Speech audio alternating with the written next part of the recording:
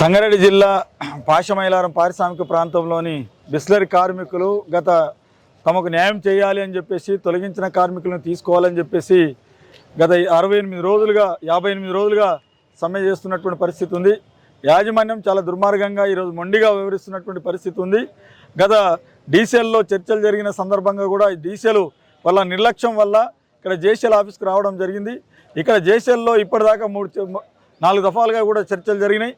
ఇప్పటికి కూడా యాజమాన్యం తన వైఖరిని మార్చుకోకుండా కార్మికుల పట్ల కక్ష చర్యలు పాల్పడుతున్నటువంటి పరిస్థితి ఉంది. ఈరోజు మేము అడుగుతున్నది గొంతమ్మే కోరికలు కాదు, వాళ్ళ తొలగించినటువంటి ఇల్లీగల్గా తొలగించినటువంటి కార్మికుల్ని తక్షణమే తీసుకోమని చెప్పేసి అడుగుతూ ఉన్నాం. కార్మికులకు న్యాయం చేయమని చెప్పేసి అడుగుతూ ఉన్నాం. ఇవాళ బిస్లరీ పరిశ్రమ అనేటటువంటిది ఇంటర్నేషనల్ పరిశ్రమ. ఇంటర్నేషనల్ నిబంధనల ప్రకారం ఈరోజు కార్మికులకు అన్ని సౌకర్యాలు కల్పించాలి. కానీ ఈరోజు ఆ పరిశ్రమలో చూస్తే మాత్రం అనేక సమస్యలతో నిండుకున్నటువంటి పరిస్థితి ఉంది. కనీసం క్యాంటీన్ లేనటువంటి పరిస్థితి ఉంది. అలానే వాళ్ళ కార్మికులకు ట్రాన్స్పోర్ట్ కూడా లేనటువంటి పరిస్థితి ఉంది. కనీసం తాగడానికి నీళ్ళు కూడా లేనటువంటి పరిస్థితిలో ఈరోజు బిస్లరీ పరిశ్రమలో ఉంది. అందుకనే ఈ రకంగా ఈరోజు పరిశ్రమను నడుపుతూ కార్మికులకు వ్యతిరేకంగా ఈరోజు వ్యవహరిస్తూ కార్మికులు యూనియన్ పెట్టుకున్నందుకు కక్ష సాధింపు చర్యలకు పాల్పడుతూ యూనియన్ నాయకత్వాన్ని ఇవాళ డిస్మిస్ చేస్తూ ఫైనల్ అండ్ ఫుల్ సెటిల్మెంట్ని వాళ్ళ ఖాతాలో వేసినటువంటి పరిస్థితి ఉంది.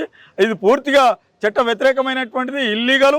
అందుకనే తక్షణమే వీటన్నిటిని యాజమాన్యం ఉపసంహరించుకొని ఈరోజు తక్షణమే తొలగించినటువంటి కార్మికుల్ని ఈరోజు పరిశ్రమలు తీసుకోవాలి అని చెప్పేసి, కార్మికులకు న్యాయం చేయాలని చెప్పేసి, ఇతర కార్మికులు ఎదుర్కొంటున్నటువంటి ఈ సమస్యలన్నింటినీ కూడా యూనియన్తో చర్చించి ఈ సమస్యలు పరిష్కారం చేయాలి అని చెప్పేసి సిఐటిగా డిమాండ్ చేస్తున్నాం.